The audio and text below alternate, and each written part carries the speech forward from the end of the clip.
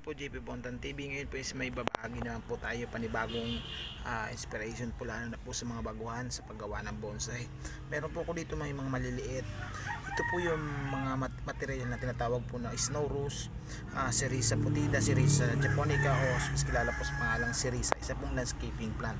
Yan po is galing po lahat sa cutting, ginagawa po natin na mga small bonsai. Pwede ninyo din pong gawin dito sa bahay, sa panimula po sa paggawa ng bonsai kahit maliit, lalo na po yung mga wala po makunan ng mga materyales. Ito pong material na ito is madali lang po mabuhay, hindi po maselan yung bonsai material na ito. Yan, kagandahan po nito is maliit na yung dahon nya, training na lang po ang kaibalangan, at yung pagpoporma po, yung pag-i-style nito. Ito po ay yan, tingnan nyo po ito, medyo maliit lang, pero siguro sa darating na